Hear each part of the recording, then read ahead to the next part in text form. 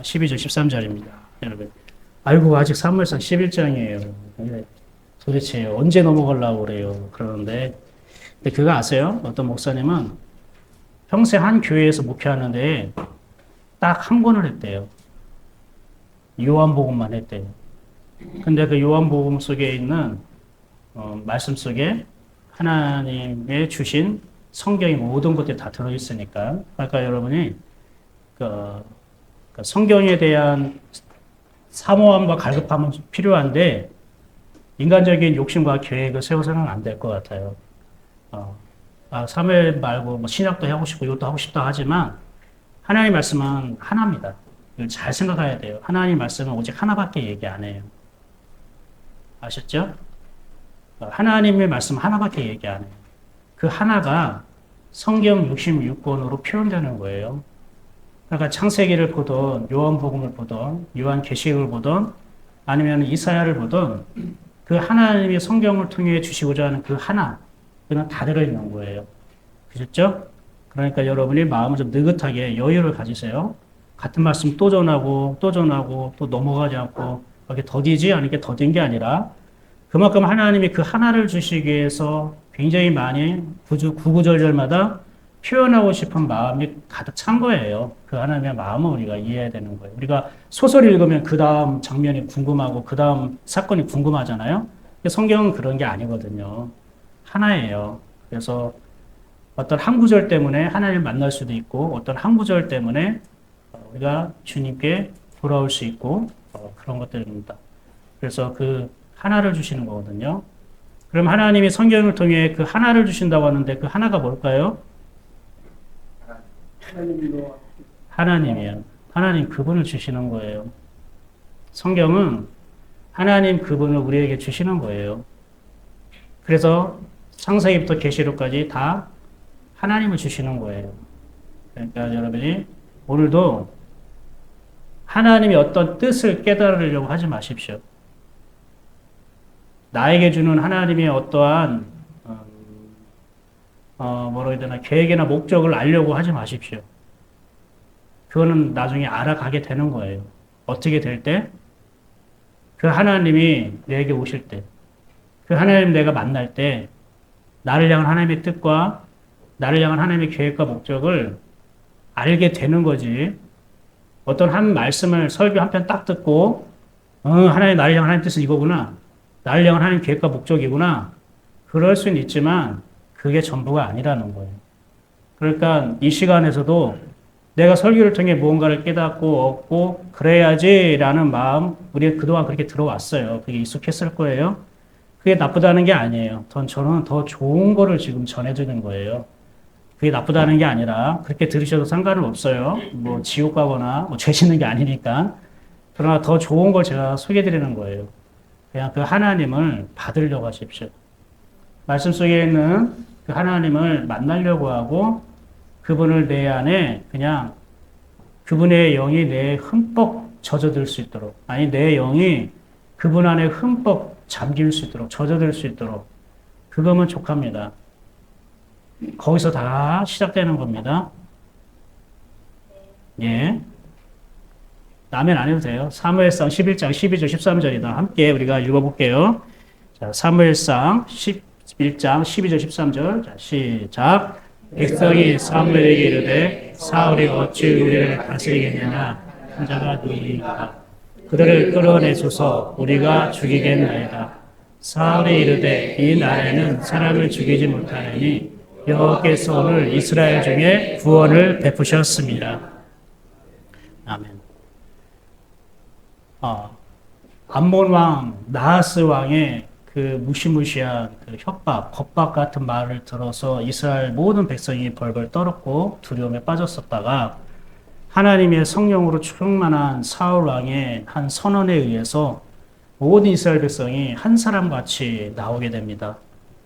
그리고 그들이 이 야베스가 아니라 그들이 나하스 왕, 그 암몬 족속과 붙어서 싸웠는데 누가 이겼을까요?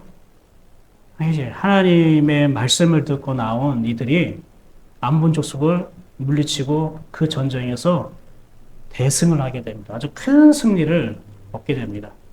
그 큰 승리 뒤에 어떤 일이 벌어졌냐면은 사울 편에 섰던 사람, 사울을 지지하고 존중하고 사울과 함께 했던 사람들이 사울을 반대했던 사람들을 심판하겠다고 나서는 거예요.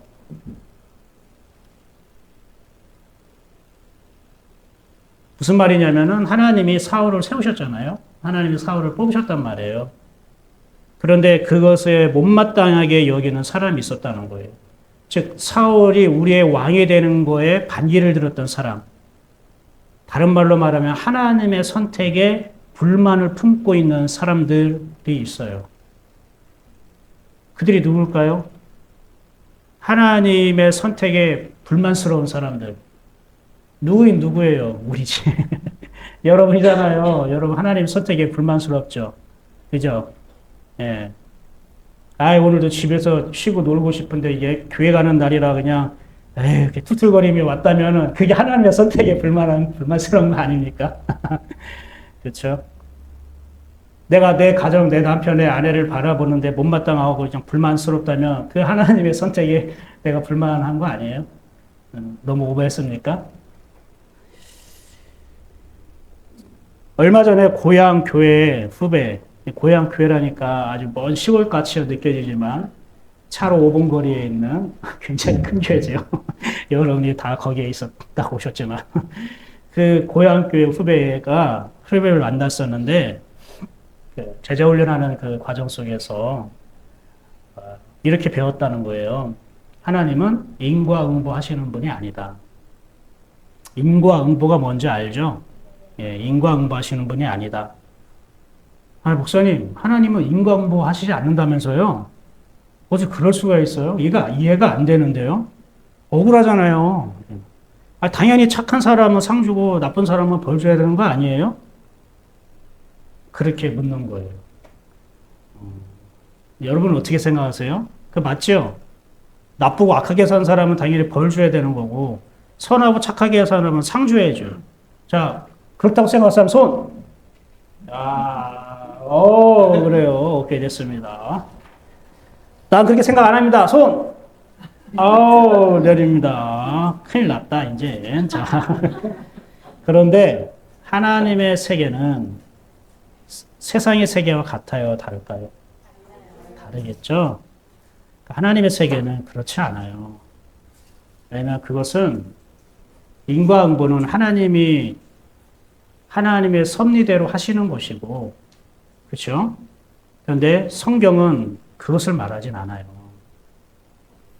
성경은 여러분 인간 수준일까요? 하나님 수준일까요? 그렇죠.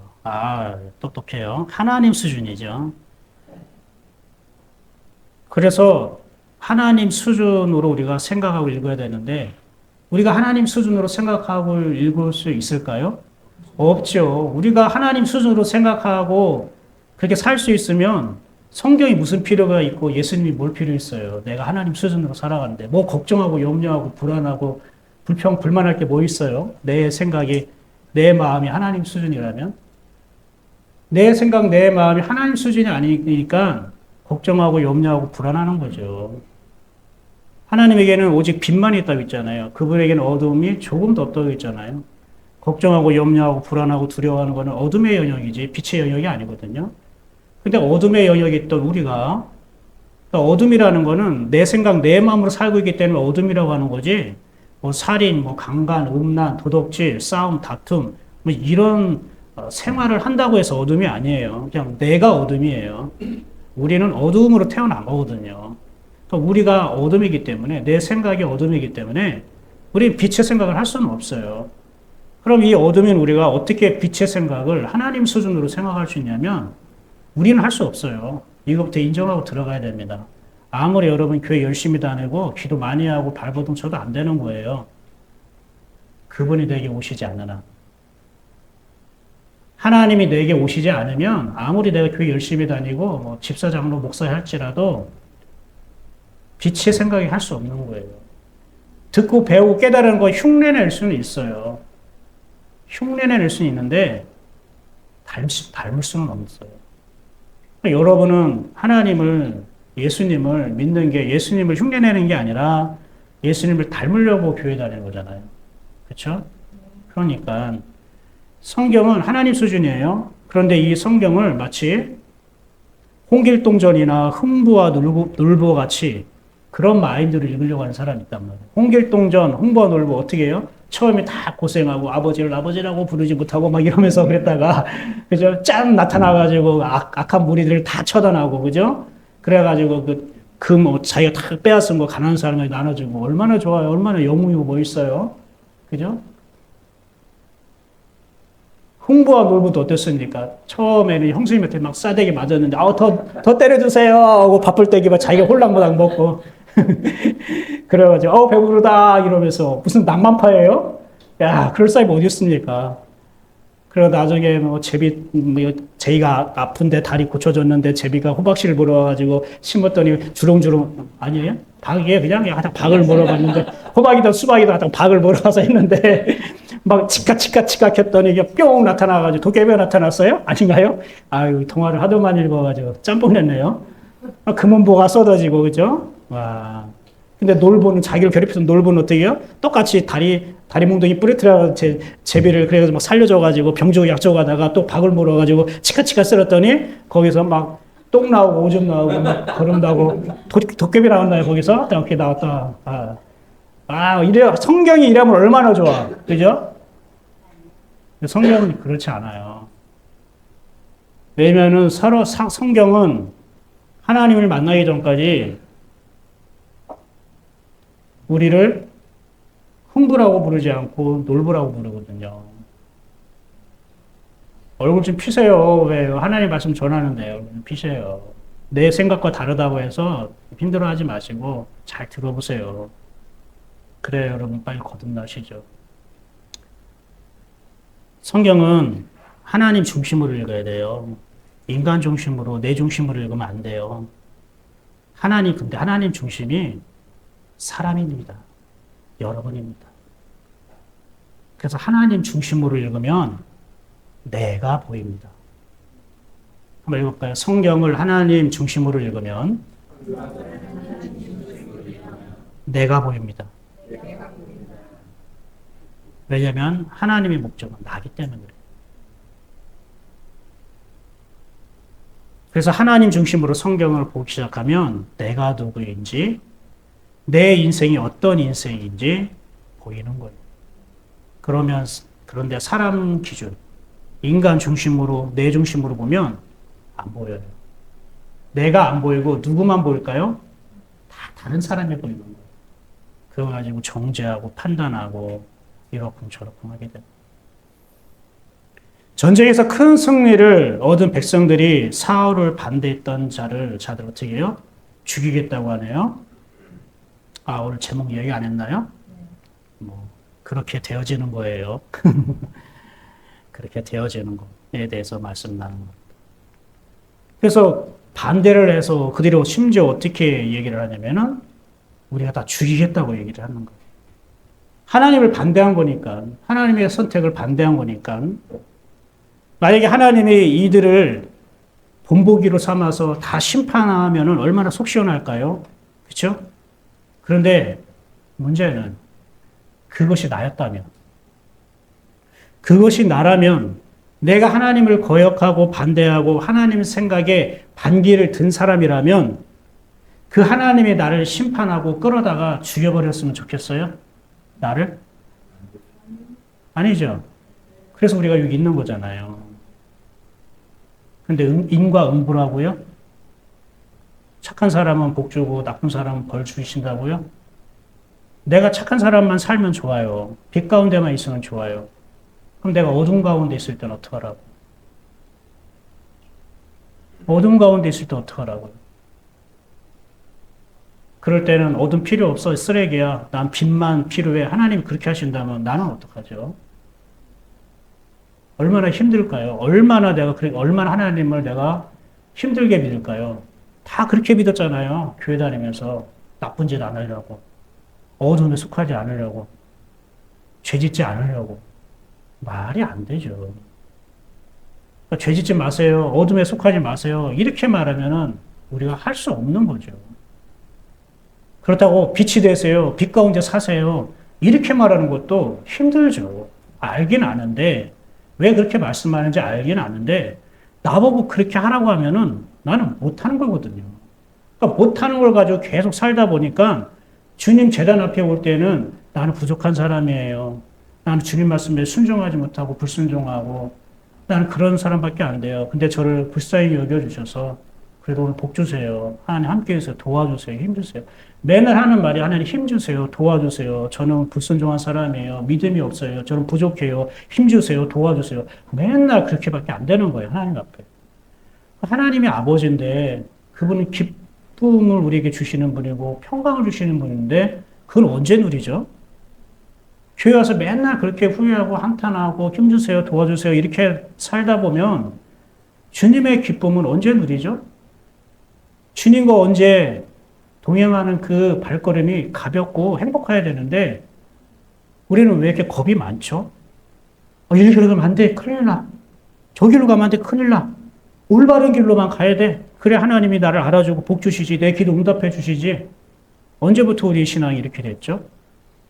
그게 아니잖아요. 올바른 길 가려고 노력하는 게 아니라고요. 우리는 그분 안에 있기를 원하는 거예요. 그분 안에. 주님, 내 안에 와주세요. 내가 하려고 하는 건 너무 힘들어요.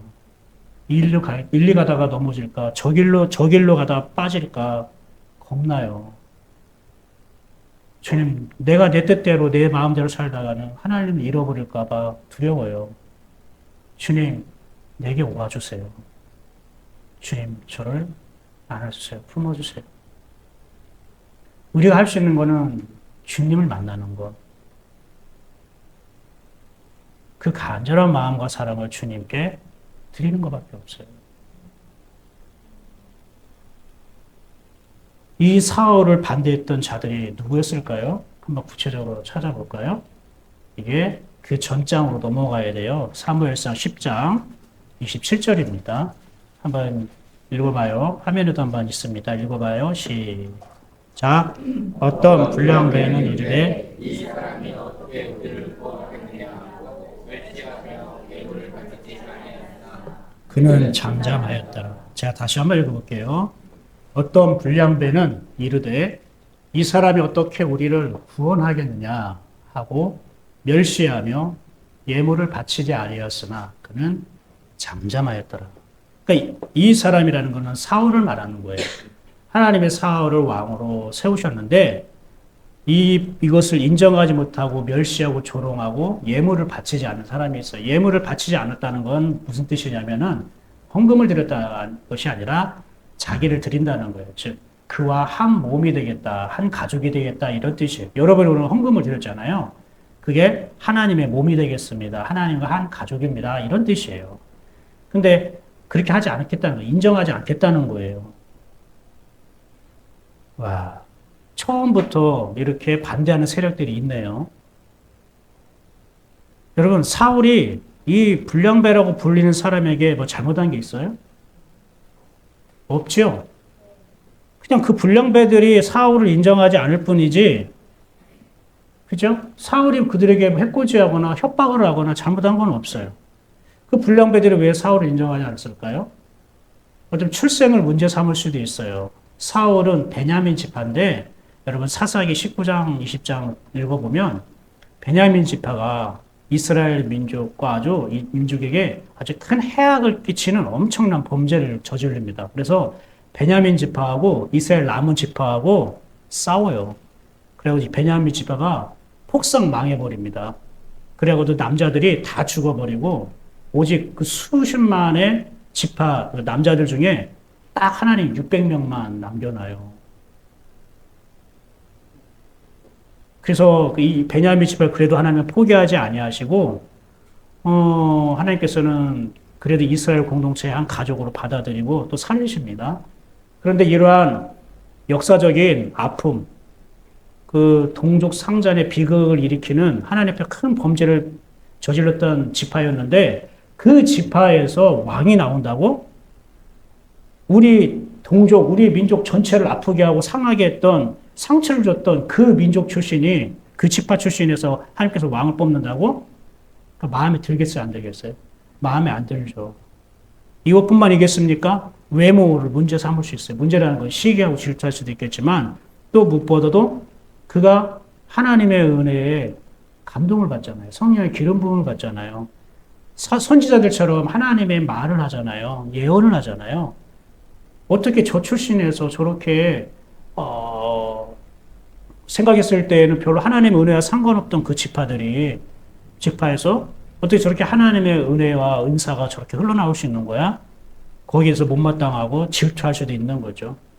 그런데 그런 사람들 성경은 뭐라고 부른다고요? 불량배라고 부르는 거예요. 그러니까 불량배하면 우리는 뭐 조폭, 뭐 양아치, 사람 때리고 막 패고 뭐 사기치고 뭐 우리는 이런 것들만 자꾸 생각하잖아요. 근데 성경에서 말하는 불량배는 우리가 생각하는 불량배가 아니네요. 그래서 성경은 누구 중심으로 읽어야 된다고요? 하나님 중심으로 읽어야 된다고 얘기하는 거예요. 인간 중심으로 이 불량배라고 하면은 나를 뺀 나머지 악한 사람들을 생각할 거예요. 나와 상관없는. 근데 성경의 이 불량배는 나를 포함한 불량배라는 걸 알아야 되는 거예요. 이 불량배라는 말이 여러분 무슨 의미냐면요. 벨리알이라고 불려지는데요. 녹색 글씨를 한번 읽어봐요. 시작. 가치가 없다, 무익하다, 쓸모가 없다, 멸망하다라는 뜻이에요. 근데 왜 가치가 없고 쓸모없냐면은 사실 이 벨리알에서 이 벨리라는 거에 해당되는 말이 무슨 뜻이냐면요. 다 닳아서 없어지다라는 의미예요. 다 닳아서 닳았다는 것은 굉장히 많이 사용했다는 거죠. 다 닳아서 없어졌다는 것은 무슨 뜻일까요? 굉장히 기가 막힌 뜻이 있습니다. 이 벨리알 할 때 벨리라는 것이 다 닳아서 없어졌다는 것은 내가 내 생각을 너무 많이 씀으로 인해서 내 안에 있는 하나님의 설 자리가 없어졌다는 걸 말합니다. 하나님의 생각이 없어졌다는 걸 말합니다. 다시 한번요. 중요한 거니까. 내가 이 세상 살면서 내 생각을 너무 많이 써버린 거야. 내 생각, 내 계획, 내 방법을 막 이게 써버리니까 반대로 내 안에 있는 하나님이 계셔야 할 자리, 하나님의 생각, 하나님의 마음 어떻게 해요? 없어졌다는 걸 말합니다. 그런 사람은 쉽게 말하면 뭐라면 가치가 없는 사람이라는 거예요. 그러니까 뭐가 가치가 없다는 거예요? 그 하는 일이요? 그 돈 버는 일이요? 생김새가요? 아니요. 그의 생각이. 그래서 불량배란 어떤 뜻이라면은 생각이 가치가 없는 사람입니다.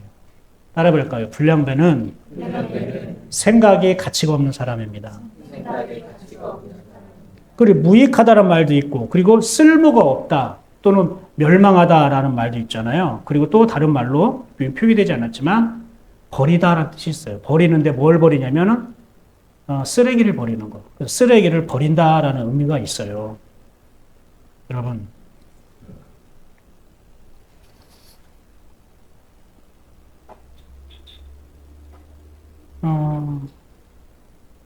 사울 입장에서는, 그죠? 사울 입장에서는 굉장히 억울하잖아요.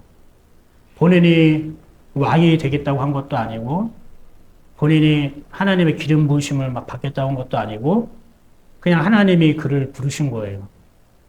사울이 한 거는 하나님께 묻고 구한 것밖에 없어요. 그런 사울을 하나님이 부르셨어요.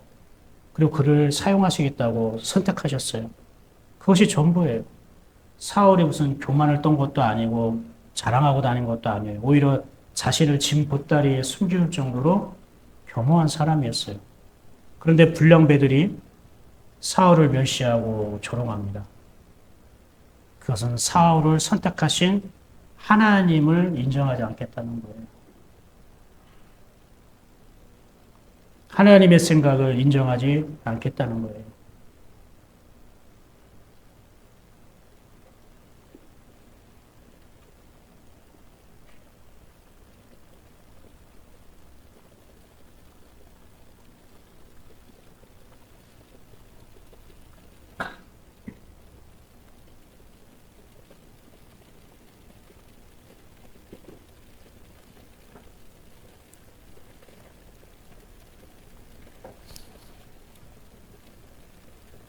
이거 좀 더 우리 생활 속에서 쉽게 말하면은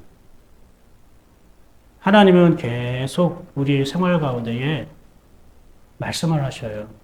계속 우리에게 대화를 걸어오셔요. 이번 주에도 하나님은 여러분에게 굉장히 많이 대화를 걸어오셨을 거예요. 내가 듣지 못했을 뿐, 그분과 호흡이 이루어지지 않았을 뿐, 하나님은 계속 우리에게 대화를 걸어오셨을 거예요. 그리고 어떤 생각을 주셨을 거예요. 저에게도 굉장히 많은 하나님의 생각들을 주셨고, 저도 그것을 반응하고 따라갈 때도 있고, 사실 그것을 반응하지 못할 때도 있었어요. 근데 우리가 연약하기 때문에 오로지 다 받아들일 수는 없지만, 그런데 이런 하나님의 생각에 대해서 내가 불평하고 불만하고 하나님 왜 그래야 돼요? 라고 인정하지 않았을 때, 우리의 영혼의 상태는 바로 이런 모습인 거예요. 무언가 내가 열심히 무언가를 쓰고 있기 때문에, 뭔가를 사용하고 있기 때문에 이것을 사용하고 있으니까 반대적으로 하나님에 대한 감각이 자꾸 없어지는 거예요. 내가 무언가를 계속 쓰고 있어요. 지금 뭔가 사용하고 있어요. 뭐 일이든 육체의 노동이든 마음이든 생각이든 말이든 뭔가를 열심히 막 쓰고 있으니까 그 반대에 하나님에 대한 그런 부분이 계속 없어지는 거예요. 그러니까 하나님 어떠한 마음을 주시고 생각을 주더라도 내가 그것을 적극적으로 호응하거나 반응하지 못하는 것들이 이미 약해져 있기 때문에 그런 거예요. 달아서 얻었다는 것은 약해져 있다는 거예요. 이러잖아, 우리 어르신들이. 아유, 나 무릎 다 달았어. 이게 무슨 뜻입니까? 세상 살면서 열심히 일하고 그러면서 어떻게 해요? 이제는 계단 한 계단 한 계단 올라가는 것도 저 버겁잖아요. 우리도 3층까지 어르신들 올라오셨는데 또 그럴 때마다 생각드는 것이 엘리베이터 설치해야 되는데, 엘리베이터 설치해야 되는데, 업고 해야 되나, 이렇게 그런 마음, 안쓰러운 마음도 있죠. 사실 사울이 이제 왕이 되어서 막 출발하는데, 이제 시작점에 있는데, 이렇게 불량배들이, 반대하는 세력들이 드러나면은 굉장히 위험하잖아요. 그렇죠? 여러분, 가나안 정탐할 때 생각해 보십시오. 하나님이 이스라엘 백성 12명을 각 정탐꾼을 뽑아서 가나안 땅을 미리 보여주시잖아요. 그래서 2명, 여호수아와 갈렙은 하나님의 말씀 안에서 그것을 얘기해요. 희망으로, 약속으로 얘기해요. 근데 10명의 정탐꾼은 어떻게 해요? 악평을 늘어놓는다고 했죠? 불평하고, 투정 부리고, 불만하고. 그렇게 되는 거예요. 그러니까 이 백성들이 어떻게 해요? 그 소리를 듣고 통곡하고 원망하고 절망에 빠지는 거예요. 더 이상 모세를 보고 싶지 않다는 거예요. 모세를 인정하고 싶지 않다는 거예요. 그런데 사울이 왕으로 뽑히자마자 이 불량배들이 하나님의 생각을 인정하지 않는 자들이 이렇게 무시하는 거예요. 그들을 멸시하고 사울을 멸시하고 예물을 바치지 않는 것. 함께할 수 없다고. 얼마나 사울은 노심초사했을까? 사울 편에 있던 사람들은 얼마나 걱정을 많이 했을까? 이들이 쿠데타를 일으키면 어떡하지? 이들이 백성들에게 사울에 대한 좋지 않은 소문을 내가지고 엎어버리면 어떡하지? 그런데 마침 암몬 족속 나하스 왕이 쳐들어와. 그리고 하나님께서 사울과 함께 하심으로 싸워서 대승을 겪게 됩니다. 결국은 그 불량배들이 사울에게 했던 말이 맞았다는 거예요? 틀렸다는 거예요? 틀렸다는 게 밝혀진 거예요. 그 불량배들이 했던 것이 다 잘못됐네. 그들이 나쁜 사람인 걸 밝혀졌네. 그들의 주장과 그들의 얘기는, 그들의 행동은 잘못된 거야. 이것이 밝혀졌어요. 이럴 때 여러분이라면 어떻게 하겠습니까? 사울과 함께 하던 자들이 우리의 마음을 대변해 줍니다. 어떻게 얘기합니까? 그들을 끌어내줘서 우리가 죽이겠나이다. 죽이겠나이다. 이게 아니군요. 여기군요. 인간 사이에 있어서는 그럴 수 있습니다. 왜냐하면 그냥 그들을 그대로 놔두면 그들이 나중에 어떠한 수작을 버릴 수 있으니까. 아예 뿌리채 뽑으려고 그들을 심판하는 게 마땅할 수도 있을 것입니다. 왜냐면은 악의 모습은 악의 모양이라도 버리라고 하지 않았습니까? 그런데 사울왕은 어땠을까요? 정작 사울 그 자신은 어땠을까요? 사울왕은 이렇게 얘기를 합니다. 13절 한번 읽어볼게요. 시작. 사울이 이르되 이날에는 사람을 죽이지 못하리니 여호와께서 오늘 이스라엘 중에 구원을 베푸셨습니다. 사울이 말합니다. 이 날은 어떤 날이죠? 승리를 거둔 날이죠. 전쟁에서 이긴 날. 이 날에는 사람을 죽이지 못할 것이다. 여호와께서 오늘 이스라엘 중에 구원을 베푸셨기 때문에, 우리를 구원하신 날이기 때문에. 그럼 이 말이 어떤 말일까요? 이렇게 즐거운 날에 우리 피를 흘리지 말자. 야, 잔칫날에 재 뿌리지 말자. 이런 뜻으로 얘기했을까요? 그건 아니에요. 여러분, 사울이 한 말을 자세히 보십시오. 이 날에는 사람을 죽이지 말라라고 한 게 아닙니다. 사람을 죽이지 마라 이렇게 얘기한 게 아니라 사람을 죽이지 못할 것이다 라고 말하고 있어요. 이것을 직역하면 이렇게 설명이 나와요. 바로 이 낫 안에서는 이렇게 되어 있어요. 이 날에는 이라는 것이 직역을 하면 이 낫 안에서는 이런 뜻이에요. 사람을 죽이게 되지 않을 것이다. 무슨 말이냐면은 사람을 네가 죽일 수 없다는 거예요. 즉 사람을 죽이고자 하는 그런 마음조차 일어나지 않는다는 거예요. 원래는. 언제? 어디에 있을 때요? 이 낮 가운데 있을 때요. 우리가 낮 가운데 있을 때에는 어떤 사람을 미워하고 죽이게 되는 일이 일어나지 않는다는 약속이고 하나님의 선포예요. 선언이에요. 그렇게 될 수 없어. 사울은 자기를 따르는 백성들에게 안 돼. 이 기쁜 날에 사람을 죽이면 안 돼. 피 흘리지 말자. 이렇게 말하는 게 아니에요. 사람을 죽이지 마라. 이렇게 명령을 한 것도 아니에요. 하나님의 은혜가 어떠한 것인지를 우리에게 알려주는 거예요. 가르쳐주는 거예요. 이 낫 안에 있다면 사람을 죽이게 되지 않을 거야. 죽이지 않을 거야라도 아니고 죽이게 되지 않을 거야. 그럴 수 없다는 것을 말씀하고 있는 거예요. 그럼 낫은 무엇을 말할까요? 낫은 빛이 비치는 시간이에요. 여러 번 얘기했죠. 빛이 비치는 시간을 낫이라고 부르는 거예요. 빛이 비친다는 건 뭘까요? 주님이 빛을 비친다는 건 뭘까요? 주님이 일하시고 있다는 뜻이에요. 빛이 비친다라는 것은 일하고 있다라는 뜻이에요. 그러면 주님이 일하고 있다는 건 도대체 무엇을 일하고 있다는 겁니까?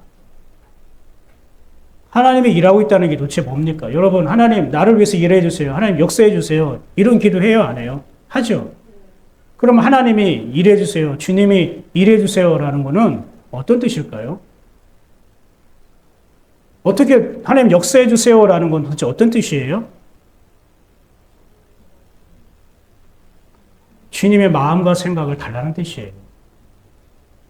주님이 일하시는 거는 나에게 말씀을 주는 게 주님이 일하시는 거예요. 하나님이 역사해 주세요. 하나님이 일해 주세요라고 하면은 우리는 어떤 문제를 해결하는 것을 생각해요.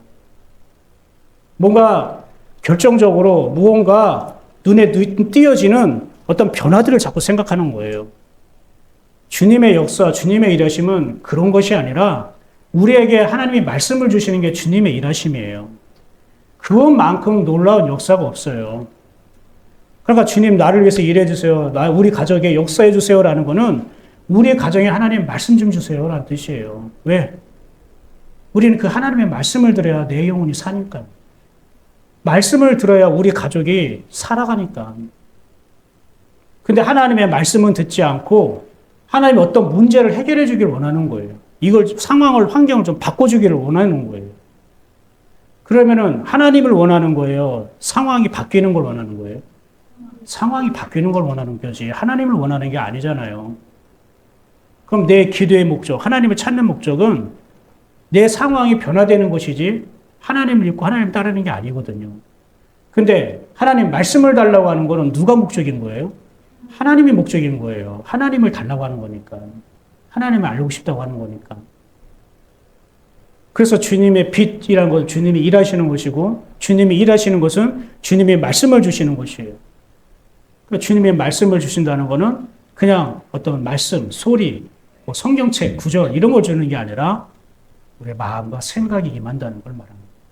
자, 보세요. 그러면 이 말이 이 낫 안에서는 다른 말로 말하면 하나님이 당신의 마음과 생각을, 말씀을 우리에게 주시고 계시는데 그곳에 있어요. 그 속에 있을 때에는 사람을 죽이고자 하는 마음이 일어날까요? 안 일어날까요?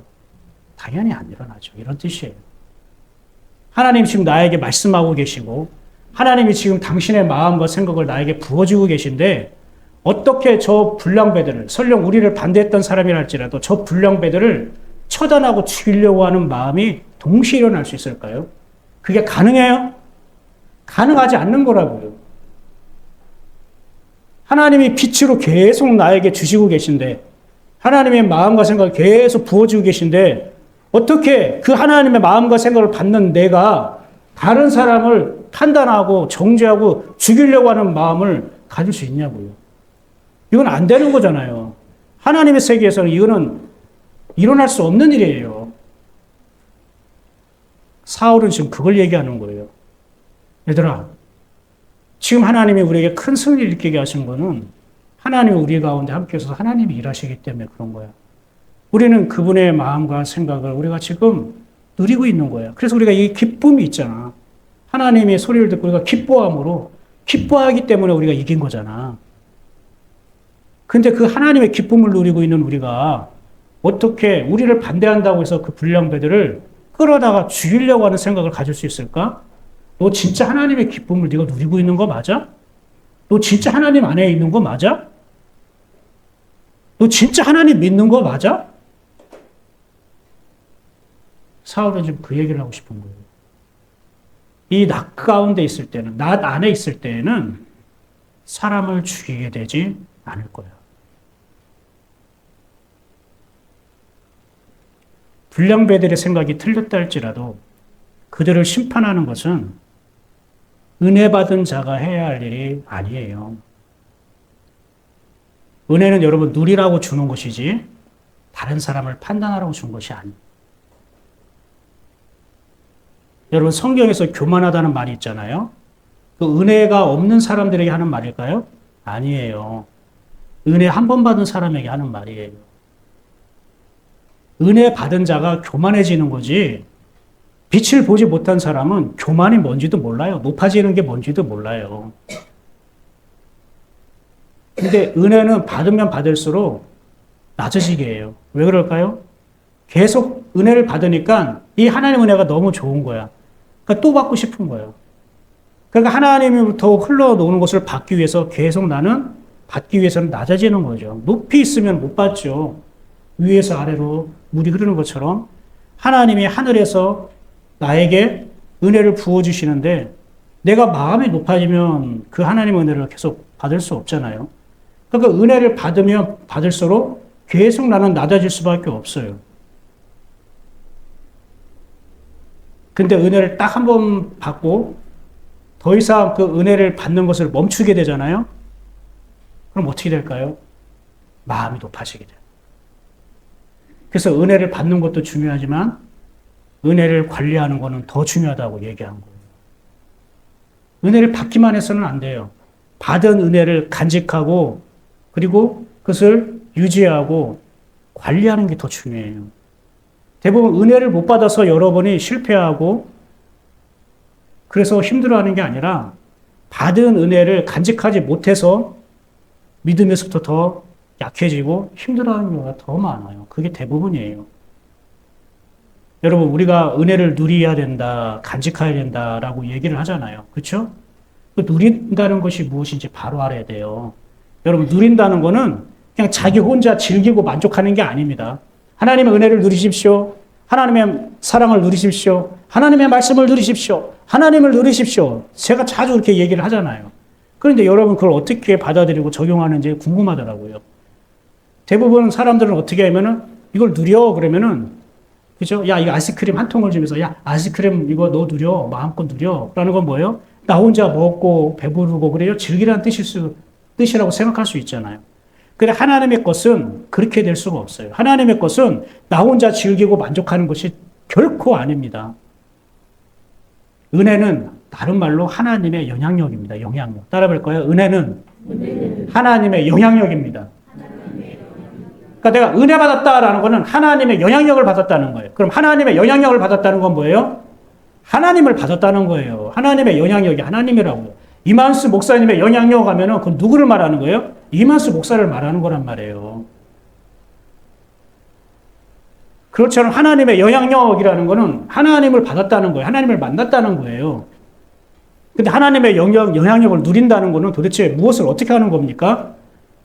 누리게 한다는 거는 성경에 누린다라는 건 뭐냐면요. 간직한다, 누린다는 것은요. 흐르게 한다는 뜻과 똑같은 말이에요. 한번 더 해볼까요? 누린다는 것은 흐르게 한다는 뜻입니다. 흘러가는 걸 누리는 거예요. 흘러가는 거. 자, 우리가 성령 충만이란 말 많이 쓰죠. 성령이 뭐라겠죠? 거룩하신 영, 거룩하신 하나님의 마음과 생각을 성령이에요. 하나님의 거룩한 마음과 생각이 내 안에 차고도 넘치면은 그게 성령 충만이 되는 거지. 성령 충만해가지고 막 방언을 하고 막 뜨거워지고 막 방방방방 하는 그런 체험을 말하는 게 아니에요. 성경에서 말하는 성령 충만은 어떤 신비한 어떤 영적 은사 체험을 말하는 게 아니라 하나님의 마음과 생각이 계속 채워져서 내 생각, 내 마음은 밀려나는 거예요. 하나님의 마음과 생각이 계속 채워지니까 어떻게 되는 거예요? 이제 흘러 넘치겠죠? 그게 누리는 거예요. 흘러 넘치지 않는데 누린다고요? 아니에요. 흘러 넘치기 때문에 이걸 누린다고 표현하는 것이고 간직한다는 거는 그런 의미를 말하는 거예요. 근데 간직한다 그러니까 보여주지 않고 이건 내 거야 주지 마. 목마른 사람 있으면 너 목말라? 이건 내 거야 먹지 마. 네가 알아서 돈 주고 살아. 1,500원밖에 안 해. 뭐 이런 식으로 하면 안 되는 거예요. 목마른 어떻게 해요? 야, 내 배에서 생수가 넘쳐 흐르고 있거든. 너 이거 마셔. 나는 또 있어. 이 안에 또 넘쳐요. 이게 간직하는 거라고요. 우리 인간 국어사전에 간직한다, 누린다는 것과 성경에서 하나님이 간직하라, 지켜라, 누려라 라는 것은 다르다고요. 그래서 처음에 얘기했죠. 그래서 성경은 누구 중심으로 읽어야 된다고요? 하나님 중심으로 읽어야 된다고요. 자, 하나님의 중심으로 성경을 읽게 되면 나도 모르게 내가 하나님 수준이 되는 거예요. 하나님 수준이 된다고 막 높아지고 막 시건빵 떨고 그럴까요? 아니요. 하나님의 수준이 된다는 건 낮아지는 거예요. 하나님의 수준이 된다는 거는 여러분 사랑과 배려가 나타난다는 걸 말하는 거죠. 그래서 여러분 성경을 읽을 때 하나님의 말씀을 들을 때에 하나님의 수준에 이르시기를 축복합니다.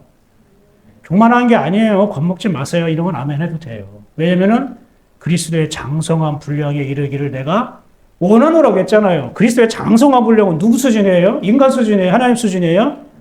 성경에 그렇게 나와 있잖아요. 바울이 그렇게 되기를 기도한다고 했는데 저도 그렇게 기도해주면 안 돼요, 여러분? 하나님의 수준에 이르기를 축복합니다. 그래요. 자, 성경에 이게 누리고 흘러간다, 누린다고 간직한다는 거는 흐르게 한다는 거예요. 근데 이게 어떻게 나타난다? 흐르게 한다는 게 어떻게 나타나냐면은 배려와 섬김으로 나타나는 거예요. 자, 한번 따라해 볼까요? 하나님을 누린다는 것은 배려와 섬김으로 나타납니다. 이게 하나님의 은혜는 그래요. 하나님의 은혜는 내가 은혜를 많이 받았다. 그래서 아는 척하고 잘난 척하고 막 그러는 게 아니라 자기가 막 분별하고 막 그러려고 하는 게 아니라 하나님의 은혜를 받잖아요. 그럼 이게 배려하고 섬김으로 나타나요. 예수님이 우리에게 예수님은 은혜 위에 은혜더라, 은혜 가득 채워지고 충만하신 분으로 우리에게 소개하고 있어요. 근데 그 예수님이 뭐라고 얘기하냐면 나는 섬김을 받으러 온 게 아니라 섬기러 왔도다라고 말씀하셨어요. 그렇게 은혜로 가득 채워놓으신 분, 은혜 위에 계신 그 예수님께서 섬김을 받기 온 게 아니라 섬기러 오셨다고 말씀하셨어요. 그건 무엇을 말씀하냐? 우리가 은혜 위에 은혜에 오르면 은혜가 가득 채워져서 흘러가면은 그 모습이 섬김과 배려로 나타난다는 거예요. 그 당연한 걸 말하는 거예요. 아, 그래서 저 사람 참 은혜 받은 사람이구나. 저 사람 정말로 성령 충만한 거다. 그 사람의 어떠한 활동이나 봉사나 그 사람의 어떠한 은사를 통해서 알 수 있는 게 아니라 섬김과 배려를 통해 알 수 있게 되는 거예요. 그래서 성경에는 이렇게 말씀하고 있어요. 한번 볼까요? 누가복음 읽어봐요. 시작. 오직 너희는 원수를 사랑하고 선대하며 아무것도 바라지 말고 구워주라. 그리하면 너의 상이 클 것이요 또 지극히 높으신 이의 아들이 되리니 그는 은혜를 모르는 자와 악한 자에게도 인자하니라. 보세요. 은혜를 모르는 자와 악한 자에게도 어떻게 한다고요? 인자한다고요. 인자한다고. 어떤 사람들이요? 하나님의 은혜를 받은 사람들이요. 하나님부터 가득 채워진 사람이에요. 그런데 그 불량배를 끌어다가 죽인다고요? 하나님의 은혜를 내가 간직하고 누리고 있는데 그게 가능하다고요? 사울은 어이가 없는 거냐? 안 되는 건데 어떻게 너는 그걸 되게 하려고 하니? 이런 뜻이에요. 또 하나 있어요. 예배소서 말씀입니다. 한번 읽어볼게요. 자, 시작. 모든 성도 중에 지극히 수 없는 그리스도의 풍성함을 이방인에게 전하게 하시고 영원부터 만물을 창조하신 하나님 속에 감추셨던 비밀의 경륜이 어떠한 것을 드러내게 하려 합니다. 이 은혜를 주신 것, 나에게 이 은혜를 주신 것은 측량할 수 없는 하나님의 풍성함을 받았다는 거, 안 받았다는 거예요? 받았다는 거예요. 근데 그걸 어떻게 해요? 이방인에게 전하게 하신다는 거예요. 흐른다게 한다는 거예요. 아까 빛과 어둠, 어둠과 빛에 대해서 나눴는데 창세기 1장 4절에 그 빛이 하나님이 보시기에 좋았더라. 그리고 나서 뭐라고 되어 있냐면 하나님이 빛과 어둠을 나누사 이렇게 말씀했어요. 그 하나님 빛과 어둠을 나누사라는 부분이 이렇게 표현되고 있어요. 하나님 그분께서 나누십니다. 그 빛 사이에서 그리고 그 어둠 사이에서. 표현이 재밌죠. 하나님 그분이 나누십니다. 이렇게 말하고 뭐라고 얘기하면은 빛과 어둠을 나누사라고 되어 있는데 빛과 어둠을 나누사라는 말이 원어로 그 빛 사이에서 그리고 그 어둠 사이에서라고 빛 어둠에 뭐가 붙어요? 사이라는 게 붙어요. 사이에.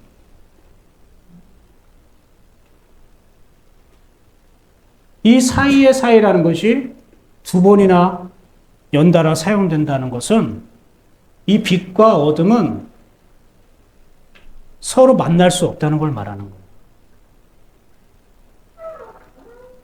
만날 수 없다는 걸 말하는 거예요. 너무 멀리 떨어져 있어서 만날 수 없다, 하나 될 수 없다는 걸 말하는 거예요. 그래서 섞일 수 없다는 걸 말하는 거예요. 그러면 하나님이 빛 사이에 어둠 사이에 이렇게 나눴다는 거는 인간이 이것을 어떻게 해요? 바꿀 수 있다, 없다? 없다는 걸 말하는 거예요. 그런데 여기 하나님의 깊은 배려와 섭리가 있어요. 빛 사이에 어둠 사이에는 우리는 이렇게 생각해요. 자, 이게 빛이라고 하고 어둠이라고 합시다. 빛과 어둠을 나눴다라면 그냥 이렇게 나눴다라고 생각하는데 원어에는 이 빛 사이에서 그리고 이 어둠 사이에서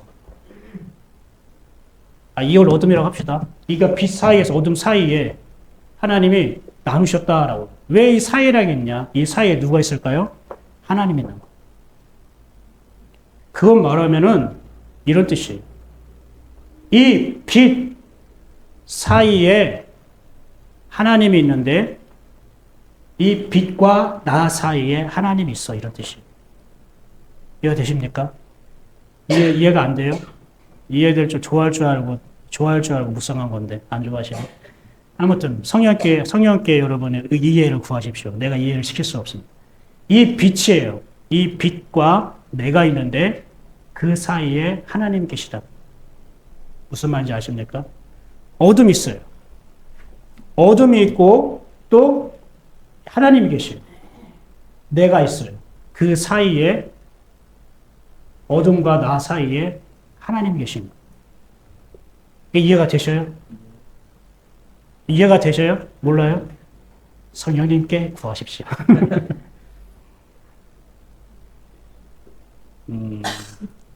굉장히 하나님에 대해서 영적으로 심오한 말씀이라서 그래요. 여러분의 문제가 아니에요.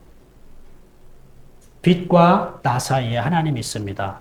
어둠과 나 사이에 하나님이 있습니다. 라는 것은 하나님이 나를 빛이 되게 하시기도 하고 하나님이 나를 어둠 되시기도 하고 하나님이 어둠에 있는 나를 빛이 되게 하시기도 하고 하나님이 빛 가운데 있는 나를 어둠이 되게 하시고 그 모든 건 누가 하신다고요?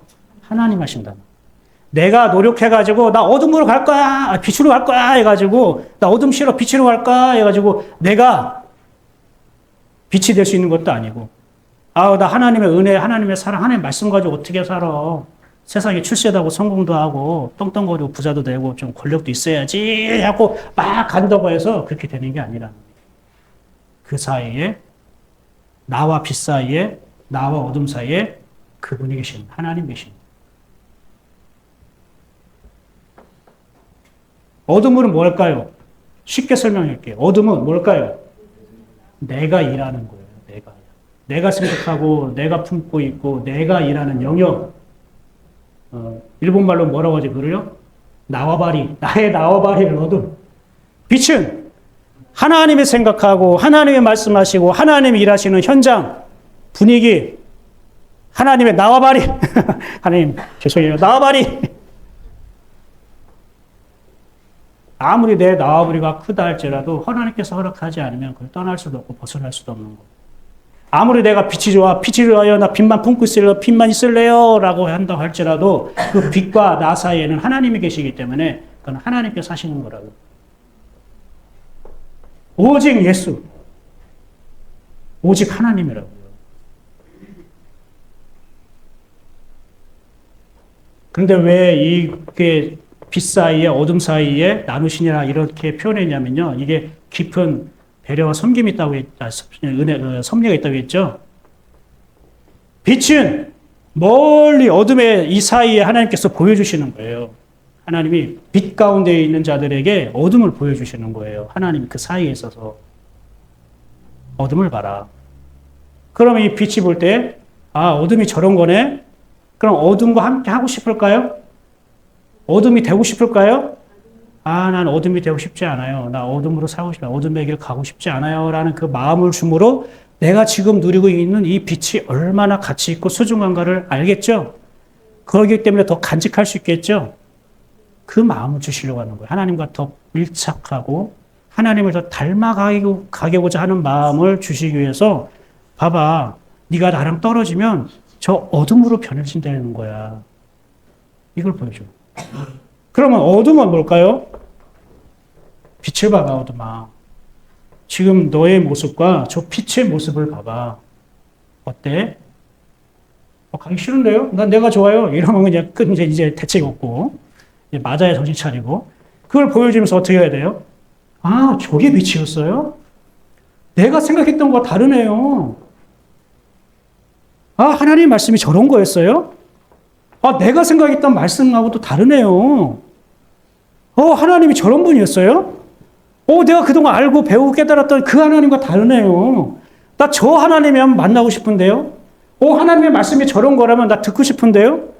하나님의 빛이 저런 거라면 난 지금 어둠을 떠나고 빨리 달려가고 싶어요. 빛이 되고 싶어요. 근데 그 사이에 누가 있다고요? 하나님, 저를 붙들어 주세요. 저 어둠이 아니라 이제 빛이 되고 싶어요. 그거 보라고요. 그래서 빛과 어둠을 나누시느란 말이 그 빛 사이에서와 그 어둠 사이에서 그분께서 나누신다 이렇게 되어 있어요.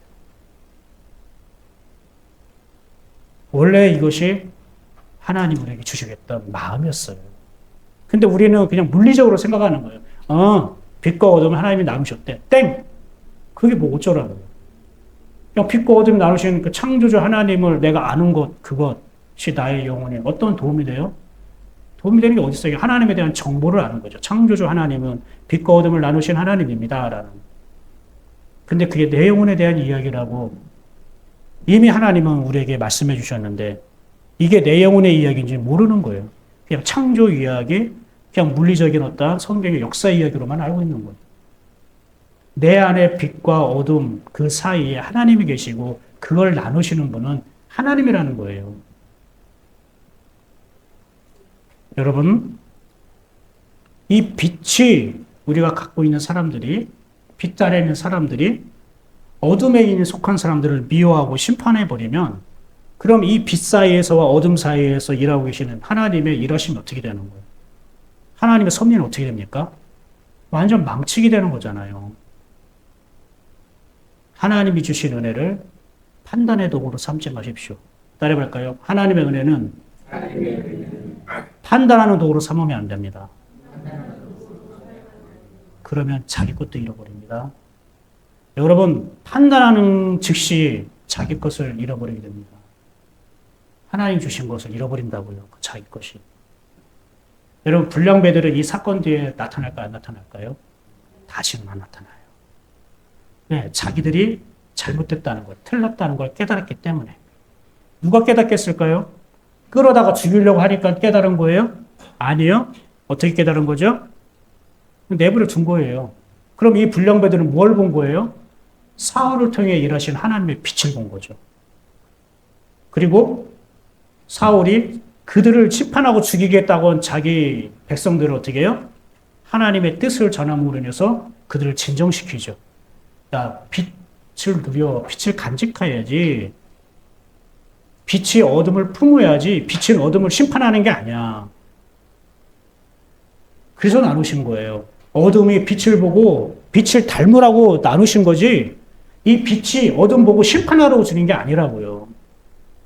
어둠도 빛을 보고 시기하고 질투하라고 보라고 하는 게 아니라 함께 그 빛이 되고자 하는 마음을 주려고 하나님께서 보게 하신 거죠. 그게 우리 공동체 안에서도 일어나야 되는 일이에요. 불량배들이 바뀌었다는 거예요. 다시는 나타나지 않았다는 거는 이제 그들이 바뀌었다는 걸 말하는 거예요. 뭐 때문에요? 하나님의 빛을 보니까. 그 빛을 받은 자들이 자기들을 심판하거나 끌어내어 죽이지 않고 그냥 내버려 두는 걸 보면서 아, 하나님을 느끼기 시작하는 거예요. 사울은 하나님이 어떤 분이냐? 우리가 생각하는 그냥 성경 속에 있는 하나님, 역사 속의 하나님, 그냥 하나님 이런 분이야, 사랑의 하나님이야, 용서의 분이야, 그냥 하나님이야, 이런 걸 말하는 게 아니라 하나님의 실제를 우리에게 알려주고 싶은 거예요. 하나님의 그 분이 너희 안에 임하시면 그분의 마음과 생각을 받으면 사람을 죽이게 되는 일은 일어나지 않아. 즉, 너의 악한 것들이 일어나지 않아. 어둠은 일어날 수가 없어. 이것을 우리에게 준 거예요. 그래서 오늘 제목이 그렇게 되어지는 거라고요.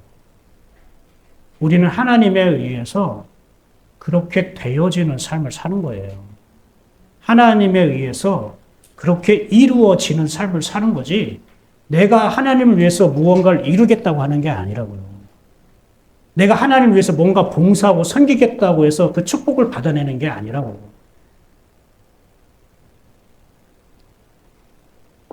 그래서 우리가 그 낮 가운데 있을 때에는 하나님의 말씀 가운데 있을 때에는 하나님이 주시는 그 빛, 마음과 생각 가운데 있을 때에는 네가 다른 사람을 미워하고 죽이려고 했던 그 마음, 그런 마음조차 일어나지 않을 거야. 왜? 너는 지금 하나님만 보이니까. 무슨 뜻이냐면은 하나님의 영향력 안에 있으면은 너는 너의 뜻대로 살지 못할 거야. 이건 뜻이에요. 네가 하나님의 영향력을 받으면 너의 원대로, 너의 뜻대로 가능할 수가 없어. 예수님이 아버지 원하시면 이 잔을 내게서 뭐라고 했죠? 이 잔을 내게서 거시기 해달라고 했잖아요. 단어가 생각 안 나요. 죄송해요. 멀리하게 하옵소서라고 얘기하시잖아요. 그죠? 근데 그러나 뭐라고 합니까? 아버지의 뜻대로 나의 뜻을 마시고 아버지 뜻대로 하옵소서 이렇게 얘기를 하잖아요. 왜 그렇게 얘기를 할까요? 지금 하나님의 영향력 가운데 있기 때문에 자기 뜻대로 이 잔을 멀리하여 주옵소서. 사실 이것이 자기의 속내는 아니거든요. 그거는 우리를 빗대어 설명하시는 거예요. 우리가 그런 마음을 품을 수 있지만 그러나 네가 하나님의 영향력을 받으면 그렇게 되어질 수 없다고 말하는 거예요. 말씀을 이제 정리할게요. 지금 하나님을 만나고 있는데 여러분 가장 친한 사람이 잠깐 나 좀 보러 와. 같이 차 마시고 우리가 좀 얘기도 하고 놀자. 그런다면 여러분 그 친구의 초청에 응하겠습니까? 지금 하나님과 내가 지금 만나고 있는데 대화하고 있는데 어떻게 하시겠어요? 그때 가보야 될 것 같아요? 아니 하나님과 지금 대화하고 있는데 친구가 불렀다는 것을 경험해보지 못해서 상상이 안 가는 거예요? 여러분이 지금 은혜를 누리고 있는데 은혜를 받고 있는데 다른 사람이 만나자고 하면은 만날 수 있겠습니까? 그것을 아마 포기하지 못할 거예요. 그 은혜 받는 거를. 그렇게 되지 않을 거예요. 지금 내가 하나님 앞에서 대화하고 있는데 다른 사람이 잠깐 하나님 실례요. 잠깐 좀 얘기할 게 있어서 좀 데리고 갈게요. 이러면은 그래 알아서 하나님 죄송합니다 하고 나가겠습니까? 그게 안 된다는 거예요. 하나님의 영향력은. 사람은 그렇게 할 수 있지만 하나님 앞에서는 우리가 그렇게 안 되는 거예요.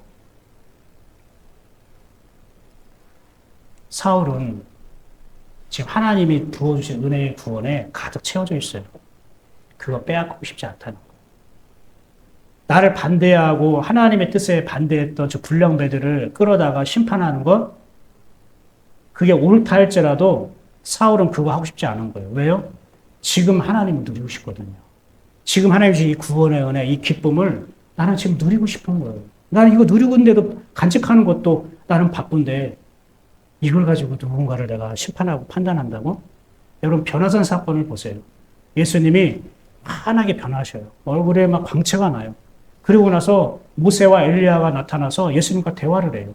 베드로가 그걸 봅니다. 그러면서 베드로가 뭐라고 얘기하냐면은 이렇게 얘기합니다. 주여 우리가 여기 있는 것이 좋사오니 우리가 초막 셋을 질 때 하나는 주를 위하여 하나는 모세를 하나는 엘리야를 위하여 짓사이다 하사이다 하고 그래서 뭐라고 얘기하냐면은 뭐라고 얘기하냐면은 이렇게 얘기해요. 자기가 하는 말을 자기도 알지 못하더라. 베드로는 자기가 하는 말이 무슨 말인지 자기도 알지 못하고 얘기하는 거예요. 그러니까 지금 말이 저절로 나온 거예요. 왜 저절로 나왔을까요? 지금 자기 영이 그 하나님의 놀라운 광채, 그 빛, 그 은혜 가운데에 있으니까 자기 영이 나도 모르게 반응을 한 거예요. 와, 여기가 천국이구나. 야, 이걸 누르고 싶어. 근데 예수님이 뭐라고 합니까? 우리가 내려가야 된다. 산에서 내려가야 된다라고 말씀을 하시죠. 자기가 하는 말을 자기도 알지 못하더라 할 정도로 하나님이 부으신 은혜에 벗어나고 싶지 않을 만큼 이걸 누리고 간직할 만큼 푹 젖어들었다는 거예요. 베드로는. 사울이 그런 거예요. 지금 하나님의 은혜, 하나님의 빛 이것을 내가 받고 내가 누리는 것 이것도 나는 좀 정말로 이거 왜 나는 다른 거 생각하고 싶지 않아. 나 이거 벗어나고 싶지 않아. 근데 불량배가 어쩌고 저쩌고 그게 뭐라고. 그러니까 하나님의 은혜를 정말로 하나님의 은혜를 누리는 사람은 사울 왕밖에 없었던 거예요. 그렇죠? 다른 사람은 하나님의 은혜를 빌미로 자기 뜻대로 하려고 했던 거예요. 자기 유익을 챙기거나 다른 사람을 판단하려고 하는 기회로 삼았던 거예요. 사랑하는 여러분 어떻습니까? 하나님의 은혜, 하나님의 말씀 들은 것 그냥 그렇구나 하고 그러고 나서 그 자리를 떠나 여러분이 하고 싶은 일, 여러분이 행하고자 하는 일을 하고 있습니까? 이게 너무 좋아서 내 그분 안에 이것만 누리고 싶고 간직하고 싶은 마음에 나를 반대하는 사람이든 조롱하고 멸시하는 사람이든 이런 사람들 눈에 보이지 않고 오직 하나님만 보게 됩니까? 사울이 하나님의 은혜를 받으니까 하나님이 커 보이는 거예요. 그런데 다른 백성들은 하나님의 은혜를 받았지만 그를 간직하지 않으니까 하나님이 커 보이는 게 아니라 자기 자신의 생각이 커 보이는 거예요. 저와 여러분에게 그렇게 되어지시는 그 하나님의 빛, 그 안에 계속 머물게 되기를 축복합니다. 기도합시다. 주신 말씀을 놓고 기도합시다.